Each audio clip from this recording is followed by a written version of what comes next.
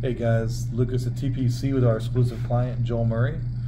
Been in Albany all weekend doing an autograph signing together. Couple of quick questions, my friend. You were the original voice of Chester the Cheetah.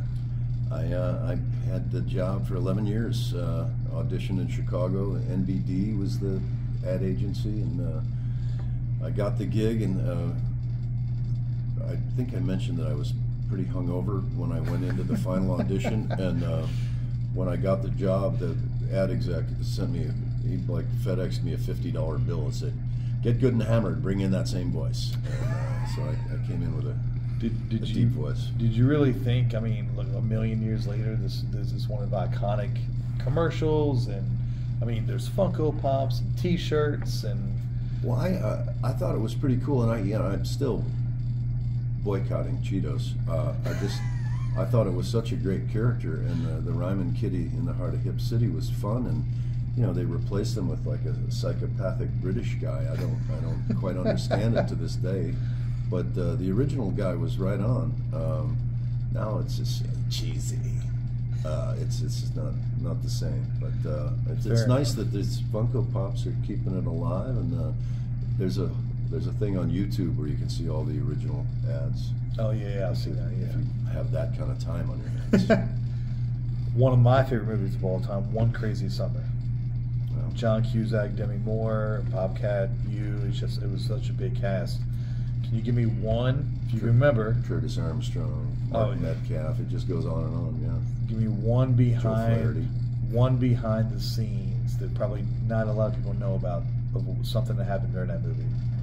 Oh, there was a lot, and it was the first thing I ever did. It was the first audition I ever did, and we got to go to Hyannis for the final audition, and I got the part, and then I was there for 2.5 months or something like that. And one of my favorite little stories is that when I first met Bobcat Goldthwait, he was making like these 4-foot-long Estes rockets and shooting them down the hallway of the hotel, and they would eventually make it out the back door of the hotel or not. And I met him. I'm like, party with this guy. And so we went and met Cusack for the first time, and we all were in this hotel. And we had normal rooms, but Cusack and Demi Moore had like these rooms with a loft, and they had matching Jeep Wranglers, and we were, there's a little jealousy right away. And so we went to meet John and met him, and we're going to take the Jeep, we're going to go down to the beach, and he says he's going to go change his shirt, and Bobcat grabs his American Express credit card and starts writing down the numbers. And he writes them down twice, and he hands one to me, and so the whole run of the movie, we kept ordering things like K-Tel records and Ronco stuff, and having them delivered to Cusack's room. And we'd get done for shooting for the day. Cusack could take a box. I guess not everybody got something today in the mail. And Bobcat and I would share a laugh. You've been in so many movies and TV roles, and I know that I can't ask you what your favorite is. I mean, between Shameless and Mad Men, and I mean, the list goes on and on. Heels, the new show Heels. But do you have something to where you just loved being on set? Was there one role or something you just like? You're like, man, why does this have to end? Well, as an actor, you like working. I was on Dharma and Greg for 5 years, and that was like 5 blocks from my house, and so that's incredible in Los Angeles to have a 2-minute drive if the light is green, 4-minute drive if the light is red, and everybody was so happy to have that gig. It was a really well-behaved cast and hardworking. That was a lot of fun. But I mean, to this day, on Mad Men, you didn't leave when you got done with work. You hung out.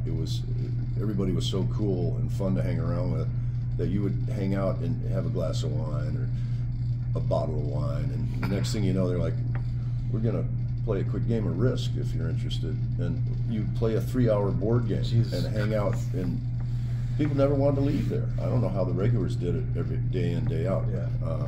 I really enjoyed working on that one, but I'm liking working on Heels with my wife. That's different. That's the beauty of my career. I've had all kinds of different things. I did comedy, I did drama, I've done hour, half hour, So, I mean, the beauty of it all is that, you know, it's something different each time, and I enjoy the same wife for 33 years. Don't get me wrong, but other than that, I enjoy the variety. All right, I'm going to put you on the spot. You did Brian Murray's voice perfectly. Can you share it on camera how your brother sounds? Well, I've got 5 brothers. I can. Brian is particularly. He lived kind of hard in the '80s, and he's easy to imitate. Pick up that blood. But we actually did a cartoon called Timo Supremo years ago, and he was the chief, and I played a arch villain, Inflato, that sounded much like Jackie Gleason. But they were saying Brian did his part yesterday, and he missed a line, and now he went back to Kansas.